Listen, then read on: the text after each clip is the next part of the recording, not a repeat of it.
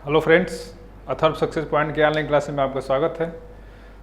दोस्तों, पत्राचार, कार्यालय पत्राचार के इस कड़ी में हम आज कार्यालय ज्ञापन पर चर्चा करेंगे। कार्यालय ज्ञापन या इसे कार्यालय ज्ञाप या कार्यालय ज्ञापन दोनों कहा जाता है। या तो आप इसे ज्ञाप कह सकते हैं या ज्ञापन कह सकते हैं, दोनों एक ही बात है। अंग्रेजी में इसे हम क्या कहते हैं? अंग्रेजी में हम इसे कहते हैं ऑफिस मेमो रैंडम। ठीक है, अंग्रेजी में हम ऑफिस मेमोरेंडम बोलते हैं इसको। कार्यालय ज्ञाप को अंग्रेजी में ऑफिस मेमोरेंडम बोला जाता है। इसे हम कार्यालय ज्ञाप या ज्ञापन दोनों कह सकते हैं। दोस्तों, कार्यालय ज्ञाप को अगर हम सीधा साधा सामान्य भाषा में, सामान्य शब्दों में अगर समझना चाहें तो ये एक केवल लोगों को अवगत कराने का माध्यम है। जैसे अभी आपने देखा होगा अक्सर कि लोग जिलाधिकारी के पास जाते हैं, किसान जाते हैं, कोई कर्मचारी संगठन जाता है या छात्र जाते हैं किसी समस्या को लेकर के। तो आपने न्यूज़पेपर में पढ़ा होगा कि सरकारी अध्यापक की तैयारी करने वाले अभ्यर्थियों ने आयोग में ज्ञापन सौंपा। देखा होगा आपने। ज्ञापन सौंपने का मतलब क्या हुआ कि हम इस अपनी समस्याओं से अवगत करा रहे हैं उस अधिकारी विशेष को। या फिर जैसे कोई अधिकारी जो है, जैसे अगर किसी व्यक्ति को कोई सूचना देनी होगी या जिसे हमने उनको दिया किसी अधिकारी को, या छात्र अक्सर देखे होंगे इलाहाबाद में लोक सेवा आयोग उत्तर प्रदेश माध्यमिक शिक्षा चयन बोर्ड पे हमेशा कोई ना कोई विद्यार्थी अभ्यर्थियों का एक समूह जो है ज्ञापन लेकर के लिख करके चला जाता है। तो जो हम अपनी समस्याओं से अवगत कराते हैं अधिकारियों को, वही ज्ञापन है। और वही ज्ञापन जो है अगर किसी कार्यालय द्वारा जारी होगा तो हम क्या कहेंगे उसको? कार्यालय ज्ञापन। जब हम जो है ज्ञापन देते हैं ऑफिस में जा करके, तो केवल ज्ञापन होता है, निजी ज्ञापन कहा जाएगा इसको।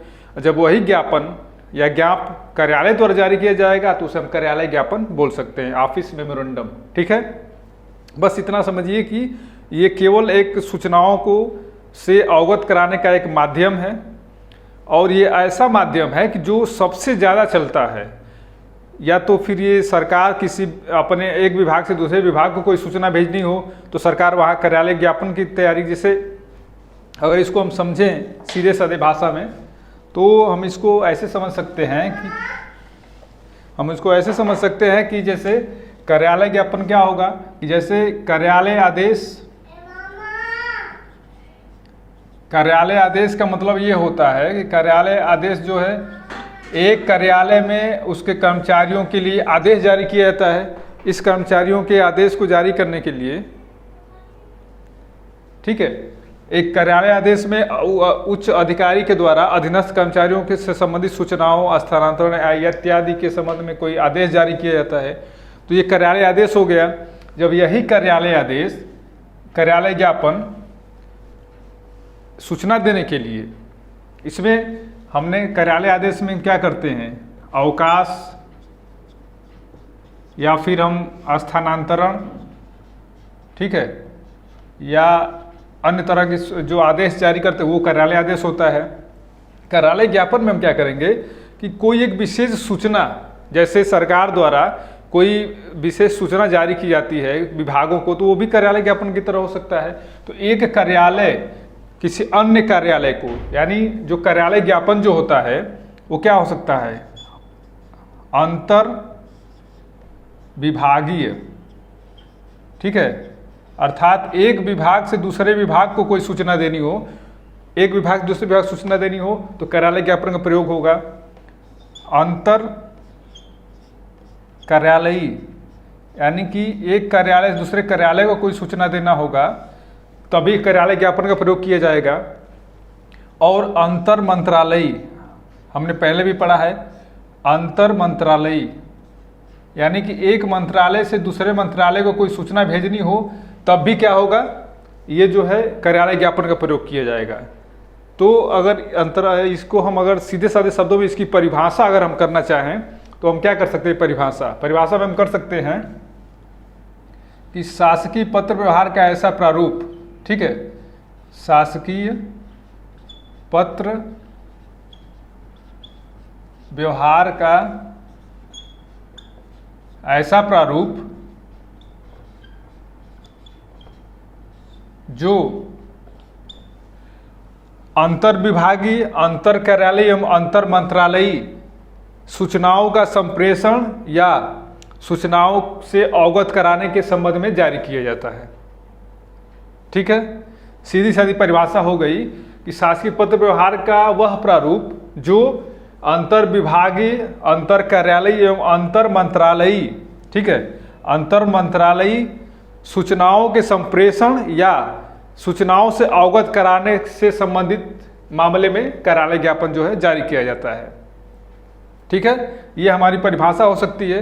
एक बार और हम सीधे सीधे देख लेते हैं कि शासकीय पत्र व्यवहार का वह प्रारूप जो एक मंत्रालय से अन्य मंत्रालय के बीच या एक विभाग से अन्य विभाग के बीच या एक कार्यालय से अन्य कार्यालय के बीच सूचनाओं के आदान प्रदान के लिए प्रयोग किया जाता है, वही जो हमारा क्या है, कार्यालय ज्ञाप है।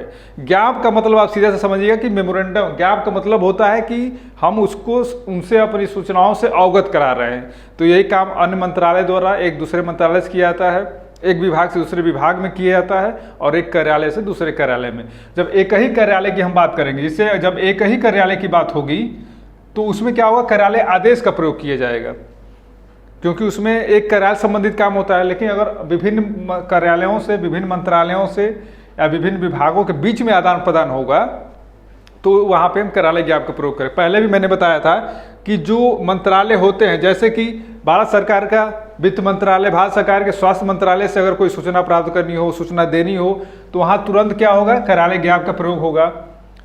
या फिर हम देख लेते हैं कि पर्यावरण मंत्रालय द्वारा अगर कोई सूचना जारी करनी हो स्वास्थ्य मंत्रालय को, तो वो भी कार्यालय ज्ञापन के तहत सूचित किया जाएगा दूसरे मंत्रालय को। अर्थात किसी प्रकार की शासकीय सूचना अगर किसी विभाग कार्यालय को दूसरे कार्यालय विभाग को देनी हो तो वहाँ पे कार्यालय ज्ञापन का प्रयोग किया जाएगा। इसलिए हम कार्यालय ज्ञापन को क्या बोलते हैं, कार्यालय बोलते हैं कि सूचना संचार की रीढ़ मानी जाती है ये। ठीक है, रीढ़ की हड्डी समझ रहे हैं आप कितनी महत्वपूर्ण है इस शरीर को जीवित रखने के लिए। ठीक है, ऐसे ही सूचना संचार के लिए यानी सूचनाओं के प्रेषण की रीढ़ मानी जाती है। ये सबसे ज़्यादा प्रयोग होने वाला कोई अगर पत्र होता है तो वो कार्यालय ज्ञापन है। किसी भी प्रकार की सूचना देनी हो तो ये तुरंत जो है हर मंत्रालय, हर विभाग या हर कार्यालय कार्यालय ज्ञापन का प्रयोग ही करता है। इसलिए इसको सूचना संचार की रीढ़ माना जाता है। जैसे जो अधीनस्थ सेवा चयन आयोग द्वारा ऑब्जेक्टिव परीक्षा में प्रश्न पूछे जाते हैं पत्राचार से, वहाँ पे ये काम आएगा कि किसको हम सूचना संचार की रीढ़ मानेंगे, तो वहाँ पे आप बता सकते हैं कार्यालय ज्ञापन का। या आपको अगर प्रश्न बनता है कि एक मंत्रालय से दूसरे मंत्रालय के बीच सूचनाओं के आदान प्रदान के लिए कौन सा पत्राचार प्रयोग होता है, तो वहाँ भी आप बताएंगे कार्यालय ज्ञापन। तो इसको ध्यान रखिएगा कि ये सबसे ज़्यादा प्रयोग होने वाला पत्र प्रारूप है और जहाँ भी सूचना देने की बात होगी वहाँ पे इसका प्रयोग किया जाएगा। इसके साथ ही देखिए ये हमारा क्या था, अंतर विभागीय था, अंतर कार्यालय, अंतर मंत्रालय था। लेकिन इसके साथ साथ एक और इसमें बात हम देखते हैं महत्वपूर्ण क्या है। इसमें एक और महत्वपूर्ण बात ये है कि जब आपने देखा होगा सूचना का अधिकार अधिनियम 2005, जब से सूचना का अधिकार अधिनियम 2005 लाया गया है तब से इसका प्रभाव और बढ़ गया है, क्योंकि सूचनाओं का आदान प्रदान प्राइवेट व्यक्ति से भी करना होता है। अगर कोई व्यक्ति, लोक सेवा आयोग को ही ले लीजिए, अगर कोई लोक सेवा आयोग से अगर आपको सूचना के अधिकार के तहत कोई सूचना लेनी हो तो वहाँ पे भी कार्यालय ज्ञापन का प्रयोग किया जाएगा। यानी कि ये विशिष्ट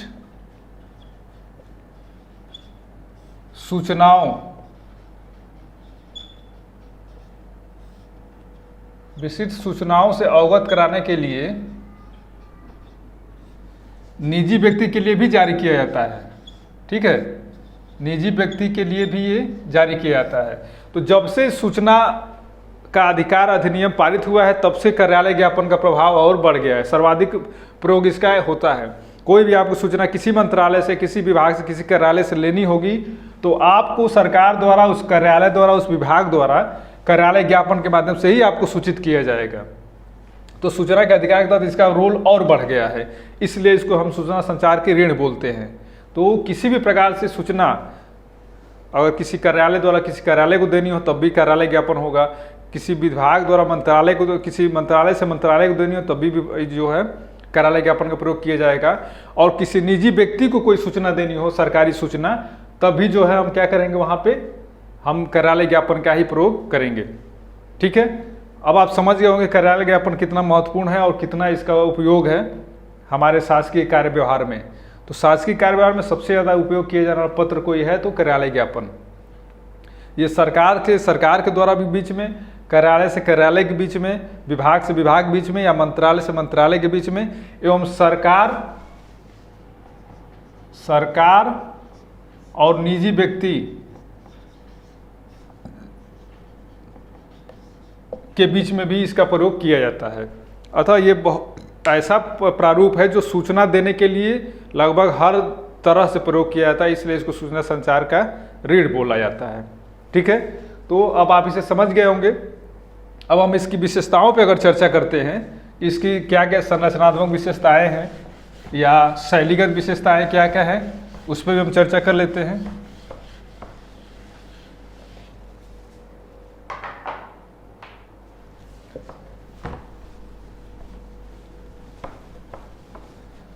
और कार्यालय ज्ञापन की अगर हम बात करें, इसकी सबसे पहले विशेषता हम इसकी उद्गम की अगर हम बात करते हैं कि उद्गम इसका कैसे होता है, तो सरकारी कार्यालयों में या सरकारी विभागों में या मंत्रालयों में एक नियत प्राधिकारी होता है। क्या होता है? नियत प्राधिकारी। ठीक है,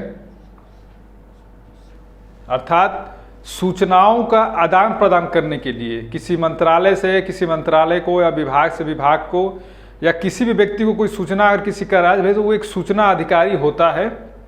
और सूचना अधिनियम 2005 के तहत एक सूचना अधिकारी हर कार्यालय में रखा जाना अनिवार्य किया गया है। तो वो नियत प्राधिकारी, अगर किसी को कोई सूचना प्राइवेट व्यक्ति को देनी हो तो सूचना अधिकारी जो है, जन सूचना अधिकारी जो है उसको पत्र भेजेगा। उसी तरह हर कार्यालय में एक नियत प्राधिकारी होता है। इस नियत प्राधिकारी द्वारा ही जो है ज्ञापन जो है जारी किया जाता है। ठीक है, नियत प्राधिकारी द्वारा ये निर्गत होता है। अर्थात इसका उद्गम क्या होगा? उच्च अधिकारी द्वारा नहीं उद्गम होगा। जैसे हमने कार्यालय आदेश में क्या पढ़ा था, कार्यालय आदेश में उच्चाधिकारी द्वारा हमेशा जारी किया जाता है, क्योंकि वो आदेश है तो आदेश हमेशा उच्च अधिकारी ही जारी करेगा। लेकिन ये जो है सूचना का स्रोत है तो ये जो है नियत प्राधिकारी द्वारा जारी किया जाएगा, न कि जो है उच्च अधिकारी द्वारा। हमेशा याद रखिएगा इसको कि इसके लिए सूचनाओं को देने के लिए एक नियत प्राधिकारी होता है जिसे हम जन सूचना अधिकारी कहते हैं, वो सूचनाओं को जारी करता है। तो ये नियत प्राधिकारी द्वारा जारी किया जाएगा। और इसकी अगर हम संचालन की बात करें कि संचालन पद्धति क्या है ये,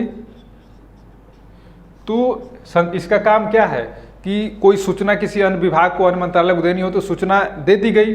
अब वहाँ से जवाब आएगा तो वो भी कार्यालय ज्ञापन के रूप में आएगा, लेकिन वो इस पत्र का जवाब नहीं होगा। इसको हम क्या कहते हैं, ये एक आयामी हो सकता है, एक आयामी या एक दिशीय, यानी एक दिशीय में होता है। ये जो है द्विआयामी या द्विदिशीय नहीं होता, ये क्योंकि इसका काम बस सूचना देना है। आपने एक सूचना भेज दिया, अब उसका काम खत्म, तो इसको हम क्या बोलेंगे? एक दिशीय एक आयामी। यानी संचालन इसका हमेशा नियत प्राधिकारी द्वारा जारी किया जाता है। और जहां सूचना गंतव्य स्थल पर अगर पहुंच गया तो इसका काम समाप्त। गंतव्य स्थल पर अर्थात जिसको भेजनी थी वहां ये सूचना पहुंच गई, अब ये सूचना व्यक्ति मिल गई, अब ये कार्यालय ज्ञापन का पत्र काम वहां पे समाप्त हो गया। ठीक है, तो इसका संचालन एक आयामी होगा, नियत प्राधिकारी द्वारा जारी किया जाएगा। अब इसकी शैली क्या होगी, भाषा शैली क्या होगी? इसकी अगर हम भाषा शैली की बात करें तो भाषा शैली कैसी होगी इसकी भाषा शैली हमेशा क्या होगी? तटस्थ भाव से। इसमें जो है तटस्थ भाव होगा इसका। क्यों तटस्थ भाव होगा? तटस्थ भाव इसलिए होगा क्योंकि ये केवल सूचनात्मक होता है, इसको सूचना देनी है तो सूचना आप कैसे देंगे? सूचना आप हमेशा तृतीय पुरुष के माध्यम से, यानी तटस्थ भाव से होगा और तृतीय पुरुष होगा। इसका तृतीय पुरुष शैली में लिखा जाएगा। अर्थात इसकी भाषा शैली क्या होगी? तटस्थ भाव से तृतीय पुरुष में, क्योंकि इसमें किसी भी प्रकार के जो है संबोधन और अधोलेख नहीं होता। यानी न संबोधन के लिए इसको हम महोदय लिखेंगे और ना ही हम इसमें भवदी लिखेंगे। अर्थात जो है संबोधन और अधोलेख यानी समापन दोनों शब्दावली का प्रयोग नहीं किया जाता। सीधे सीधे तृतीय पुरुष के रूप में सूचना भेजी जाती है। अभी हम प्रारूप पे चर्चा करते हैं। तो ये भाषा शैली कैसी होगी इसकी, क्योंकि ये सूचनात्मक है, तो सूचना आप कैसे देते हैं, कोई भी सूचना मुझे आपको सूचित करना है कि बस हो गया, यही सूचना है, तो तटस्थ भाव से ही हम इसको और तृतीय पुरुष शैली में इसको हम लिखेंगे। ये जो क्या हो गया इसका, ये जो है इसकी विशेषताएं हो गई कि उद्गम इसका नियत प्राधिकारी द्वारा होगा, संचालन एक दिशीय होगा, भाषा शैली तटस्थ भाव से तृतीय पुरुष में होगी। ठीक, अब इसके प्रारूप पर चर्चा करते हैं हम। और इसकी विषय वस्तु क्या होगी, इसको हम विषय वस्तु के बारे में जान लें। इसकी विषय वस्तु क्या होगी, विषय वस्तु इसकी क्या होगी,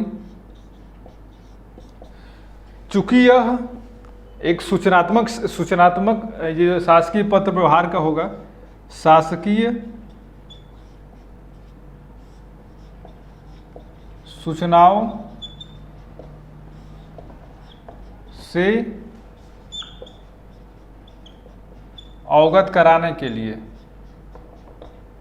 ठीक है, अवगत कराने के लिए इसका जो विषय वस्तु होगा हमेशा क्या होगा कि शासकीय सूचनाओं से, शासकीय नीतियों से, शासकीय आदेशों से क्यों है दूसरे व्यक्ति को अवगत कराना है, या एक मंत्रालय दूसरे मंत्रालय को अवगत कराना है। तो इसकी विषय वस्तु क्या कहेंगे हम, सूचनाओं का आदान प्रदान होगा, सूचनाओं से अवगत कराने की भूमिका होगी इसकी। तो इसकी विषय वस्तु क्या होगी, सूचना देना, यही इसका काम है। ठीक है, ये विषय वस्तु हो गई। अब हम इसके प्रारूप पे चर्चा करते हैं कि प्रारूप इसका कैसे होगा।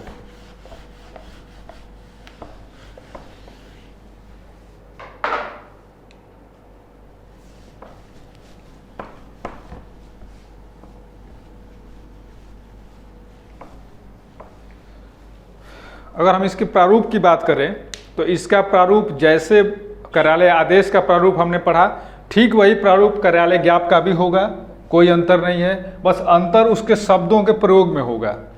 तो हम सबसे पहले क्या देखेंगे, सबसे पहले हम यहाँ देखेंगे, यहाँ हम लिखेंगे, मान लीजिए उत्तर प्रदेश शासन से हम दे रहे हैं, उत्तर प्रदेश शासन, ठीक है, उत्तर प्रदेश शासन। फिर हम क्या लिखेंगे, विभाग,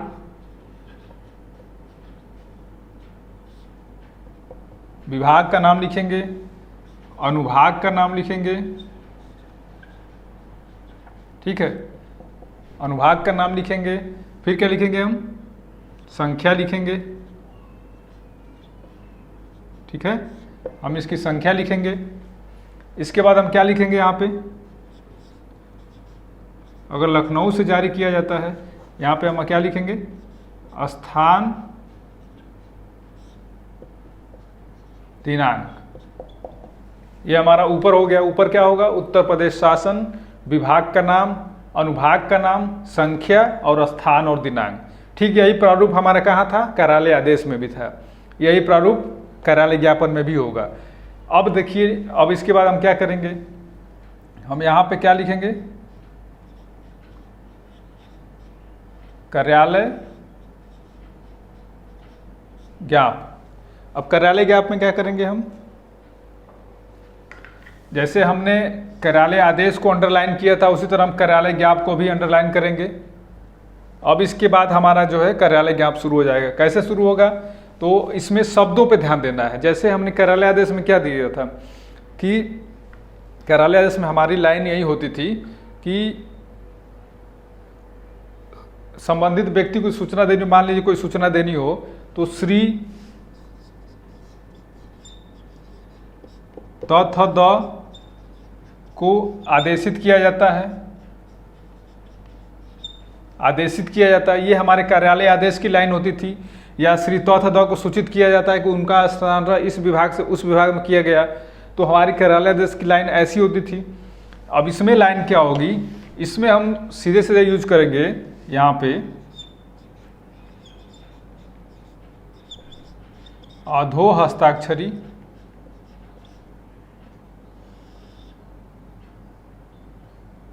द्वारा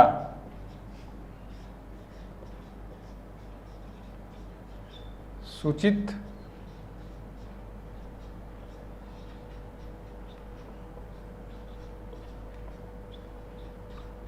ठीक है।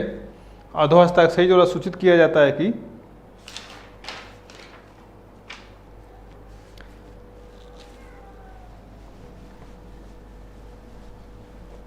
अधोहस्ताक्षरी द्वारा सूचित किया जाता है कि, या अगर हम इसको ऐसे देखें कि अगर मान लीजिए किसी व्यक्ति ने पहले जो है एक सूचना अधिकार के तहत कोई सूचना मांगी हो अगर, तो हम उसको कैसे उसको ज्ञापन सौंपा जाएगा, कैसे दिया जाएगा, तो अधोहस्ताक्षरी द्वारा, ठीक है, अधोहस्ताक्षरी द्वारा आपके पत्र संख्या इतना, दिनांक इतना के संदर्भ में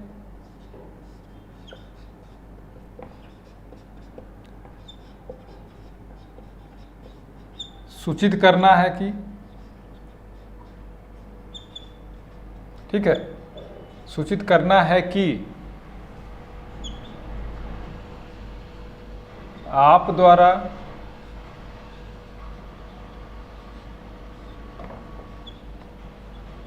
मांगी गई सूचना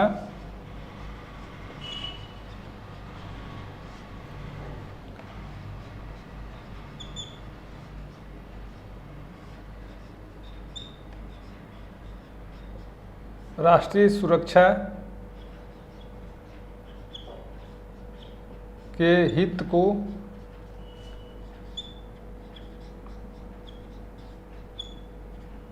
प्रभावित कर सकती है,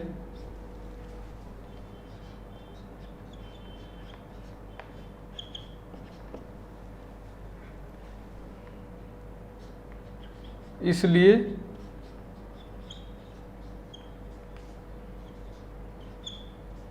यह सूचना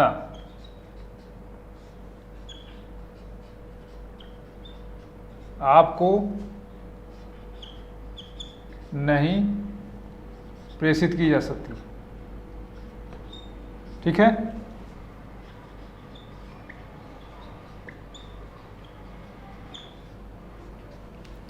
ये क्या हुआ, मान लीजिए आपने कोई सूचना मांगी, मान लीजिए कोई व्यक्ति सूचना मांगता है उत्तर प्रदेश सरकार से कि हमारे पुलिस विभाग में कितने प्रकार के व्यक्ति हैं, कितने प्रकार के उसके कर्तव्य हैं, या इस तरह कोई आंतरिक सूचना मांगी जाए अगर पुलिस प्रशासन से संबंधित, तो सरकार द्वारा क्या कहा जा सकता है, यानी जो जन सूचना अधिकारी होगा इस सुरक्षा विभाग का उत्तर प्रदेश के, तो वो लिखेगा कि अधोहस्ताक्षरी द्वारा आपके पत्र संख्या इतने के संदर्भ में सूचित करना है कि आप द्वारा मांगी गई सूचना राष्ट्रीय सुरक्षा के हित को प्रभावित कर सकती है, इसलिए यह सूचना आपको नहीं प्रेषित की जा सकती। अगर ये सूचना नहीं देना है तो ऐसा लिखा गया, अगर उस कार्यालय द्वारा सूचना अगर देनी होगी तो ऐसे लिखा जा सकता है कि अधोहस्ताक्षरी द्वारा आपके पत्र संख्या इतने के संदर्भ में सूचित करना है कि आप द्वारा मांगी गई सूचना संलग्नक के माध्यम से इस पत्र के साथ प्रेषित की जा रही है, ठीक है। तो सूचना प्रेषित कर दी जाएगी इसके माध्यम से, संलग्नक के माध्यम से, और व्यक्ति तक सूचना पहुंच जाएगी। अगर सूचना नहीं देनी है तो हम ये कारण बता सकते हैं कि क्यों नहीं दे सकते, राष्ट्रीय हित में या फिर कार्यालय के संबंध में उस तरह की कोई सूचना नहीं है, इसलिए आपको सूचना नहीं दी जा सकती, ये भी लिखा जा सकता है। तो ये हमारा कार्यालय ज्ञापन का जो है, यहाँ तक हमें इस तरह लिख सकते हैं। अब यहाँ हम लिख सकते हैं दूसरी लाइन, क्या लिख सकते हैं, अब मान लीजिए हमारी दूसरी लाइन हो सकती है, हमारी इसकी दूसरी लाइन हो सकती है कि कार्यालय के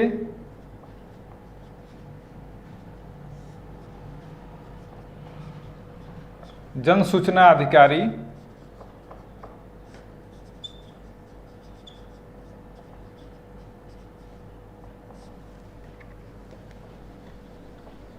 कार्यालय के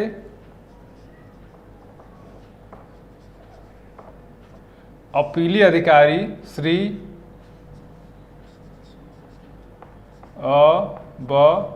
स हैं। ये हमारा पहला लाइन होगा, तो यहाँ पर लाइन नहीं डालेंगे, नंबर नहीं डालेंगे हम। दूसरी जो पैराग्राफ शुरू होगा यहाँ पे शुरू होगा कि कार्यालय के जन अपीली अधिकारी, जैसे जन सूचना अधिकारी ने आपको सूचना देने से मना कर दिया तो फिर आप अपील करेंगे, तो यहाँ पे बता दिया जाएगा आपको दूसरे लाइन में, दूसरे पैराग्राफ में कि कार्यालय के जन अपीली अधिकारी श्री अ ब स हैं, यानी कि जन सूचना अधिकारी ने आपको बता दिया कि हम सूचना नहीं दे सकते और आपको अपील करना होगा, तो आप उसी कार्यालय में जन अपीली अधिकारी अवश्य हैं, उनके द्वारा उनके माध्यम से अपील कर सकते हैं कि हमें सूचना की जानकारी देनी चाहिए। इसलिए यहाँ बता दिया जाएगा कि अगर आपको अपील करना होगा तो आप अवश्य से अपील कर सकते हैं कि हमें सूचना नहीं दी गई है। ठीक है, ये प्रारूप हो गया हमारा। ये प्रारूप हमने बनाया है जन सूचना अधिकार के तहत मांगी गई सूचना के रूप में। अब यहाँ पे हम लिखने के बाद क्या लिखेंगे, यहाँ पे बस हम लिख देंगे हस्ताक्षर क ख ग, यहाँ लिख देंगे हम जन सूचना अधिकारी। ये हमारा प्रारूप हो गया। ठीक है, हम पहले सबसे पहले क्या देखेंगे, उत्तर प्रदेश शासन लिखेंगे, या भारत सरकार का हो तो भारत सरकार नई दिल्ली। विभाग का नाम लिखेंगे, अनुभाग लिखेंगे, फिर हम संख्या लिखेंगे, उसके बाद स्थान और दिनांक। ये लिखने के बाद हम कार्यालय ज्ञापन लिखेंगे। उसके बाद अधो हस्ताक्षर, इस शब्द को आप थोड़ा ध्यान दीजिएगा, इस शब्द का प्रयोग आप कार्यालय ज्ञापन में हमेशा करेंगे। और भी तरीके से लिखा जा सकता है सीधे सीधे कि यहीं से इसको हटा के हम लिख सकते हैं कि आपके पत्र संख्या इतने के संदर्भ में सूचित करना है, कि यहाँ से भी शुरू हो सकता है, इसको हटा सकते हैं। लेकिन ये जो है एक प्रशासनिक शब्दावली के रूप में प्रयोग होता है, इसलिए हम इसका प्रयोग करेंगे ताकि हमारा उत्तर और बेहतर हो जाए। हमारा जो कार्यालय ज्ञापन का प्रारूप होगा, हम लिख सकते हैं कि अधो हस्ताक्षरित और आपके पत्र संख्या इतने के संदर्भ में सूचित करना है कि आप द्वारा मांगी गई सूचना राष्ट्रीय हित, या अगर राज्य का हित लिखना है तो राज्य की सुरक्षा के बारे में हम लिख सकते हैं कि राज्य सुरक्षा के हित को प्रभावित कर सकता है, इसलिए यह सूचना आपको नहीं प्रेषित की जा सकती। दूसरा, अब इतना आपने सूचना दे दी, अब आप लिख सकते हैं कि कार्यालय के जन अपीली अधिकारी से अवश्य हैं, हस्ताक्षर करेंगे यहाँ पे क ख ग जन सूचना अधिकारी। इतना हो गया। ठीक है, अब देखिए, अब यहाँ पे अब इतना लिखने के बाद अब हमें पत्र को प्रेषित करना होगा, किसको किसको देना होगा पत्र को, ये तो करना होगा ना। तो ये यहाँ पे हो गया। इसके बाद हम क्या करेंगे, यहाँ पे लिखेंगे प्रतिलिपि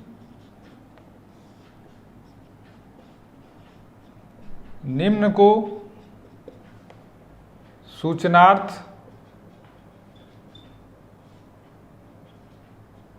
सूचनार्थ एवं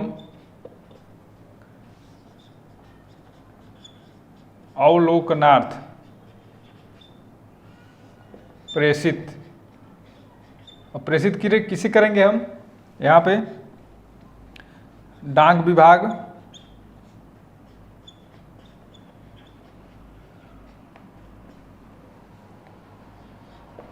ठीक है, या श्री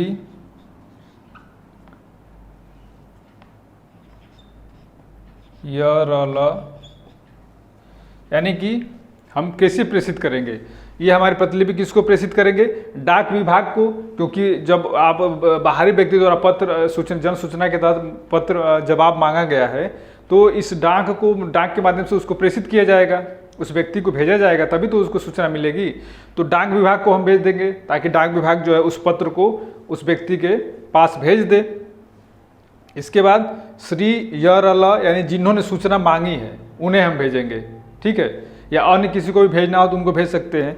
अब एक बात ध्यान देने वाली है कि जिन्होंने इसको मांगा है सूचना को, जिस व्यक्ति को सूचना देनी है, उसको हम कहाँ लिखेंगे, तो यहाँ पे लिखेंगे हम। यहाँ पे जो है, यहाँ पे हम जैसे अर्ध सरकारी पत्र में हमने ये हस्ताक्षर और इसके बाद जो है हम इधर उसका पता लिखते जिसको भेजना होता था, तो यहाँ पे हम लिख सकते हैं श्री यरल। अब उनका पता लिख सकते हैं। ठीक है, जिस व्यक्ति को भेजना हो उसका पता लिख सकते हैं हम, और यहाँ पे उनका नाम लिख सकते हैं, उनका पता लिख सकते हैं, और इसके बाद हम जो है यहाँ पे प्रतिलिपि भेजेंगे।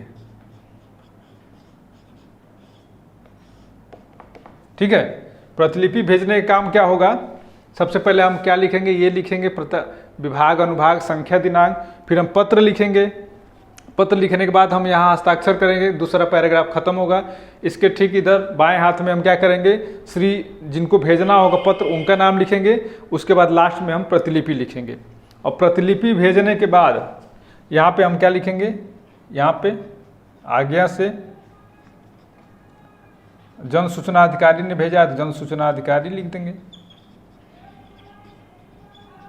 और यहाँ पे हम हस्ताक्षर नाम, यानी कि जैसे हम उसमें करते थे कि जो जिनके द्वारा ये भेजा जा रहा है प्रतिलिपि, आज्ञा से हस्ताक्षर नाम और उनका पद नाम, ये हम इतना लिख देंगे।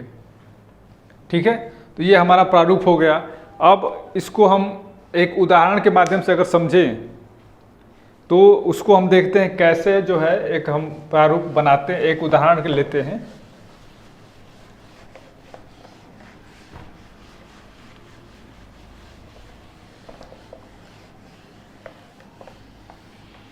एक उदाहरण द्वारा हम इसको समझते हैं कि कैसे हम इसको उदाहरण बनाएंगे। ये हमने प्रारूप समझ लिया। अब एक हम उदाहरण लेते हैं। जैसे अगर हमें लोक सेवा आयोग उत्तर प्रदेश द्वारा पदों की संख्या अगर मांगी जाए, जैसे पीसीएस 2020 की परीक्षा होने जा रही है, तो पीसीएस 2020 की परीक्षा में कुल कितने पद हैं, अगर इसको हम जन सूचना अधिकारी के तहत लोक सेवा आयोग से मांगते हैं तो लोक सेवा आयोग द्वारा किस प्रकार का जवाब दिया जाएगा हमें, उसको हम इसको उदाहरण रूप में देखते हैं। यहाँ पे हम क्या लिखेंगे, यहाँ हम लिखेंगे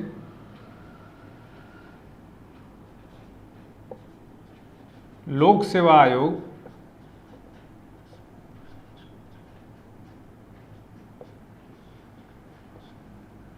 उत्तर प्रदेश, यहाँ पे लिख सकते हैं उत्तर प्रदेश लोक सेवा आयोग प्रयागराज। ठीक है, यहाँ पे लिख सकते हैं हम परीक्षा विभाग, यहाँ पे लिख सकते हैं अनुभाग 3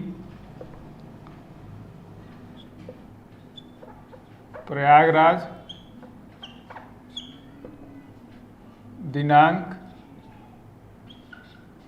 24 अक्टूबर 2020।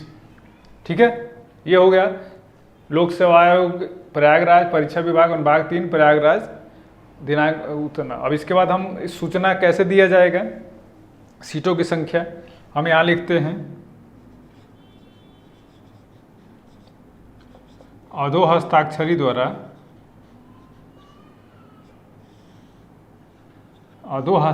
द्वारा श्री, मान लीजिए क ख ग ने सूचना मांगी है, क ख ग को सूचित किया जाता है कि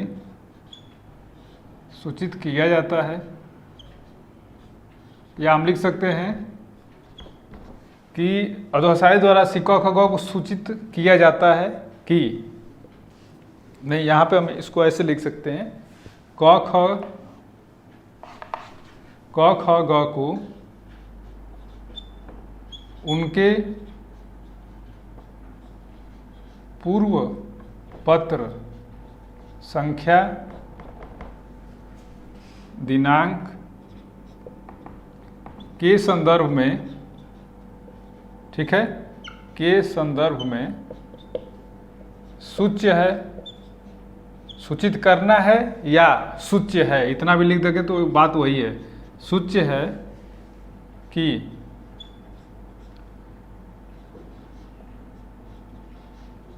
पीसीएस 2020 परीक्षा में प्राप्त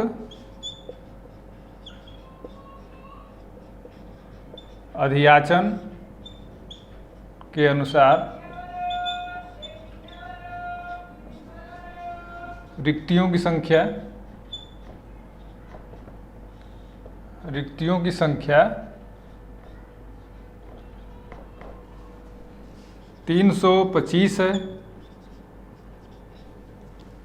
ठीक है। अब हम लिख सकते हैं यह संख्या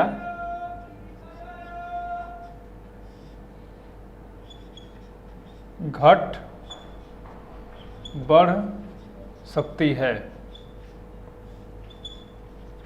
ठीक है। ये हमारा हो गया कि अधोहस्ताक्षरी द्वारा शिक्षक को उनके पूर्व पद संख्या इतने के संदर्भ में सूच्य है कि पिछले 2020 परीक्षा में प्राप्त अधियाचन के अनुसार, यानी जितने अधियाचन अभी तक प्राप्त हो गए आयोग को, उस प्राप्त अधियाचन के अनुसार रिक्तियों की संख्या 325 है।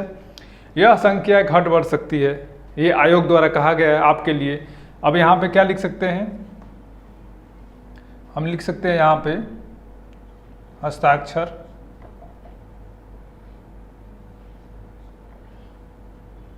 य र ल, क्या लिख सकते हैं यहाँ पे,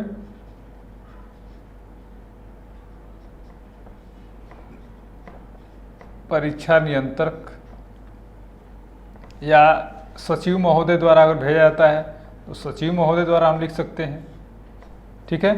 अब उसके बाद यहाँ पे क्या लिखेंगे हम, श्री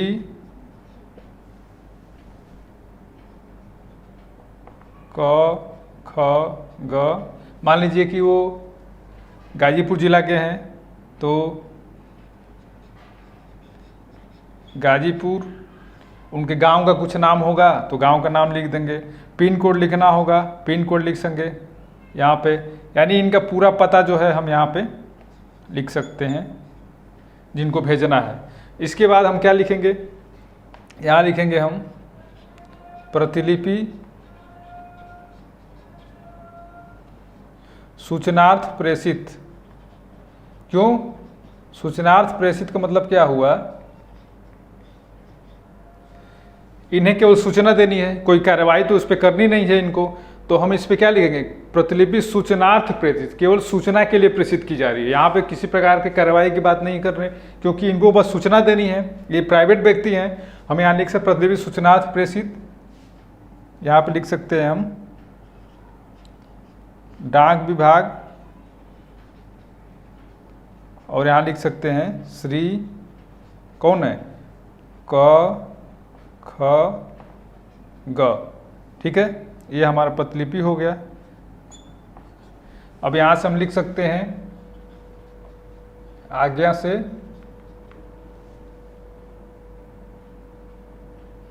हस्ताक्षर अनुसचिव, हो गया। ये हमारा जो है उदाहरण हो गया, यानी किसी व्यक्ति द्वारा श्री क ख द्वारा आयोग से ये सूचना मांगी गई थी कि पिछले 2020 में पदों की संख्या कितनी है। अब आयोग द्वारा कार्यालय ज्ञापन के माध्यम से उनको सूचित किया जाएगा। कैसे सूचित किया जाएगा, ये तो आप देख रहे हैं कि लोक सेवा उत्तर प्रदेश परीक्षा विभाग अनुभाग 3 प्रयागराज इतना अधोहस्ताक्षर द्वारा श्री क ख को उनके पूर्व पद संख्या इतने के संदर्भ में सूच्य है कि पिछले 2020 परीक्षा में प्राप्त अधियाचन के अनुसार रिक्तियों की संख्या 325 है। यह संख्या अभी घट बढ़ सकती है, क्योंकि अभी कोई परीक्षा प्री परीक्षा के रिजल्ट तक सीटों की संख्या घट बढ़ सकती है। ये लिख सकते हैं आप हस्ताक्षर य र ल सचिव, इनको भेजना है क ख ग, गाजीपुर के हैं तो गाजीपुर लिख देंगे, जहाँ के हैं वहाँ का पता इनका लिख देंगे पूरा। फिर प्रतिलिपि सूचनार्थ प्रेषित डाक विभाग श्री क ख ग आज्ञा से अनुसचिव, ये हमारा उदाहरण हो गया। तो हमने कार्यालय ज्ञापन का उदाहरण देख लिया, परिभाषा देख लिया, प्रारूप देख लिया, और ये प्रारूप जो है आपको टेलीग्राम चैनल पे प्राप्त हो सकता है, वहाँ पे अपलोड कर दिया जाएगा, आप वहाँ से डाउनलोड कर सकते हैं। लिखित प्रारूप में उदाहरण में भी आपको मिल जाएगा। और अगर आप अभ्यास के तौर पे, टेस्ट सीरीज के तौर पे अगर खुद से आए हुए पूर्व प्रश्नों का हल करके हमें ईमेल द्वारा भेजते हैं तो आपके प्रश्नों की, आपके पत्रों की जांच की जाएगी। आप हमें अपने पत्र लेखन के संबंध में, कोई निबंध अगर आप लिखा है आपने तो निबंध के संबंध में, यानी अपने जो है उत्तर पत्रों की जांच करा सकते हैं, निबंध की जांच करा सकते हैं कि क्या गलतियां हैं, क्या सही है, क्या रिमार्क हो, वहाँ पे यहाँ पे जांच करके उस पर रिमार्क लिख करके आपको प्रेषित कर दिया जाएगा। ठीक है, इससे आपकी तैयारी जो है और अच्छी हो जाएगी, क्या कमियां हैं वो आपको पता चल जाएगा। आपको किस पे भेजना है वो हम नोट कर देते हैं। आपको जो है हमारा ईमेल आईडी aas054@gmail.com, ठीक है, ash054@gmail.com, इस पे आप ईमेल कर सकते हैं। व्हाट्सएप नंबर आप ले सकते हैं 72 68 81 56 41, ये हमारा व्हाट्सएप नंबर होगा, या 9451549311 9451549311 पे, या 72 68 81 56 41 पे आप इन दोनों नंबर पे व्हाट्सएप कर सकते हैं। ass054@gmail.com पे ईमेल कर सकते हैं और आपके पत्र की जांच, आपके निबंध की जांच करके तुरंत आपको यथाशीघ्र आपके कमियों के अनुसार, आपके अच्छाइयों के अनुसार उस पत्र को, उस लेटर को चेक करके आपको दे दिया जाएगा। इससे आपकी तैयारी और बेहतर होगी और हम शुभकामनाओं के साथ आपको कहेंगे कि आप निरंतर अभ्यास करते रहिए हमारे साथ। हम आपके साथ सहयोग के तौर पे लगे रहेंगे और संस्था द्वारा अन्य सुविधाएं जो भी होगी, अन्य क्लासेज जो होगी, निबंध की क्लासेज और अन्य जीएस से संबंधित क्लासेज होगी तो चलती रहेंगी। आप इसका लाभ उठाते रहें और हमारे क्लासेज वीडियोस को आप शेयर करते रहें, लोगों को, अन्य लोगों को बताते रहें ताकि उनको भी इसका लाभ मिल सके। ठीक है, धन्यवाद।